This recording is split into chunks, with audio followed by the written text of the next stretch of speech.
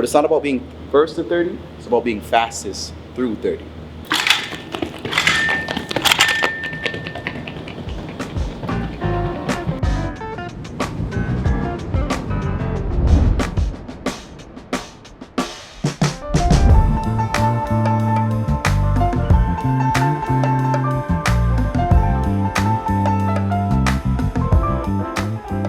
What's your favorite training day? That will always be either max velocity or acceleration. Like today. Today is an acceleration day, but I love those speed days. The worst day is speed endurance. Always. Really, that's every sprinter. Yeah. Hey, those days hurt. Those days hurt. But they're necessary to the development of us, but they hurt. I'm just working on the weaknesses that I had so far. Like my last 20 of my races have been my weak point. So really we've been developing and trying to work on that and trying to develop an actual finish rather than, because the first half of my race is really good. Seeing that we have time, another opportunity, and a great opportunity at the Pan Am Games, we're just focusing on the last 20. Today is not that focused, but that's been the focus of my training since the CTFL final.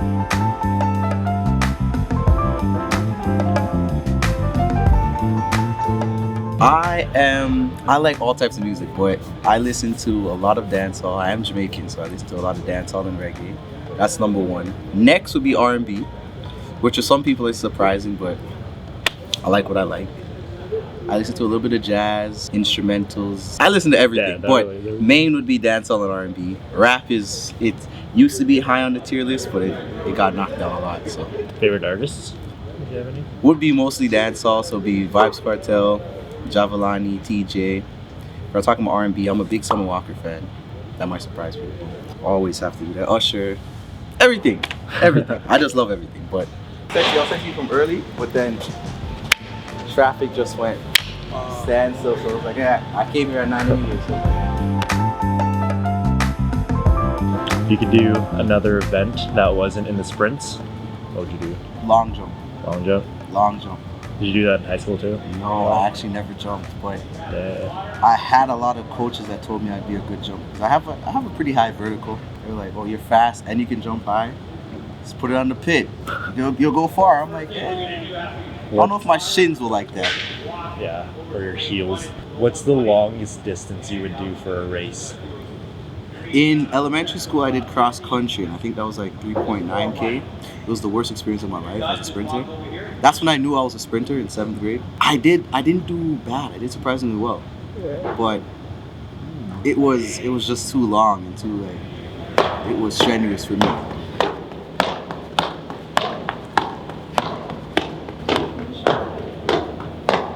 Would you want to see in the CTFL? A couple of utility athletes. Of course, they're utility, so they're focusing on their season. But if we had a couple of like Balade, Malachi, of course, it would increase the competitive level of the CTFL. But not only that, it would just bring a lot more eyes, because I know those guys have always been, multiple-time national team members and just overall great athletes, great competitors, great people. So just being able to build the sport organically with high-level competition. Who's your favorite person to compete against in Canada? In Canada? That is a good question. I love competing against Dushos, of course. And Josh Lunda, he's my guy. That's my guy. And Emmanuel from, I forgot what team he runs for, but I know he runs for Waterloo. Waterloo, the Arctics, I think. Those three would be my favorites in the CTFL right now. And in Canada. Anytime I compete against, it's always good vibes. It's always great. High-level competition. Never. It's always just good, clean competition, good fun. Just give me a little warm up.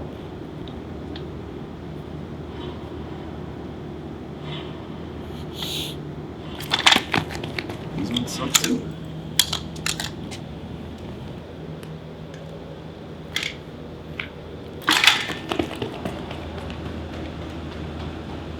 What makes something a good start? The positioning is the main point, because the start, most people think of the start, if I get out ahead of everybody, that's when my start was exceptional or whatever you want to call it. But usually a good start is something that sets you up for the rest of the race. So most people want to be first to 30, but it's not about being first to 30, it's about being fastest through 30. So you could be behind somebody, but because you're building up more velocity and you're just having more momentum through down there at the end of the race, you'll be better.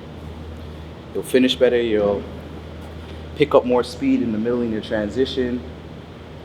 So yeah, so it's mostly about the positioning, and I've been working on it very hard this season to see how each position feels when I'm in a good position and bad position. So usually a lot of video analysis, but right now I can kind of tell off a feel. I know if like my feet are planted in a good direction, if I'm building pressure, if I'm allowing myself to be patient through my phases, which is kind of like an oxymoron as a sprinter, a patient sprinter. But you want to be patient, especially in the first 5 to 7 steps. You don't want to rush anything. Keep your positioning. Don't rush out of any phases. Focus on your own lane. Don't care where anybody else is. So these days, especially when I'm by myself, it helps me to focus on myself and worry about what I'm doing in each position.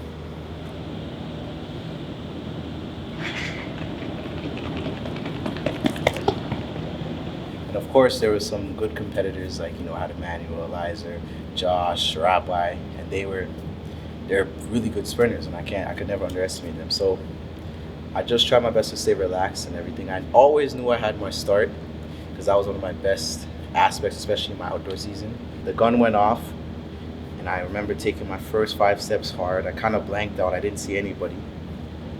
And as I went through my drive phase and I picked up my head, I noticed I was in the lead, and I tried my best to I was almost thinking like it was practice, like it was drill work. I was like, okay, stay patient, drill. Keep pushing. And as I went through, I felt the breeze in my hair because my hair was twisted at that time. But I felt the breeze in my hair, and I was running, and it was enjoyable. I was actually enjoying it, and it was fun. And then maybe like 5 or 10 meters before the finish, I remembered I'm in a race. I was like, I want to see how fast I'm going. So I looked over at the clock, and I don't know if you see the video of the end. That's why you see me looking over. I wasn't looking over at anybody. I was looking at the clock. I looked over at the clock just to see what kind of pace I was on. Happy with the result? Yeah, I can't be mad. This was my most consistent season. This was my most healthy season. This was my most, I guess you would say, successful season.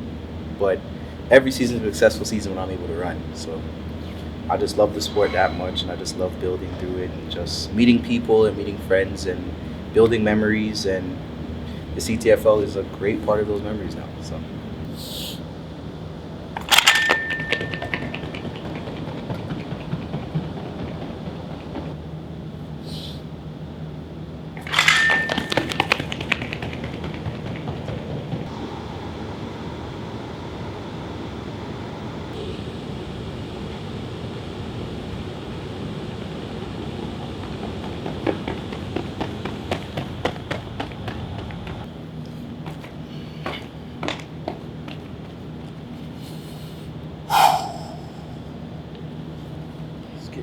Last one, best one.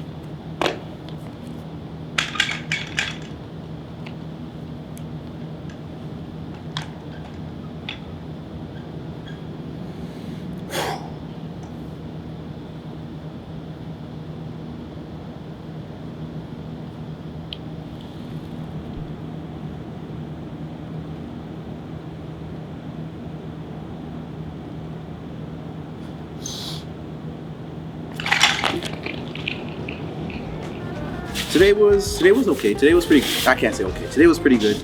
Every day's a blessed day. Every day is great. But we worked on some things. Obviously, it was just me and Mr. Koski over here. We were rocking out. He's my coach for the day. I feel like I was progressing pretty well through my runs. They were a lot better than they've been during the season. I'm building more pressure, and I'm allowing more momentum to flow later in the race, which is boding well for later races. So today was good. Today was progressive. And what do you have like coming up now? Coming up, our biggest goal and our biggest focus is the Pan Am Games. I'll fly out October 25th. The games start from October 20th to October 5th. The 100 meters is the 30th, and the 31st. The 4x1 is the 2nd. As long as we have enough people to run the 4x1, we'll run it. So that's my main focus. And that's what we're pushing towards. We have a little over a month and 3 days So that's our main focus, that's our main push. We're just preparing as best as we can and going with God. And we'll run well out there, hopefully.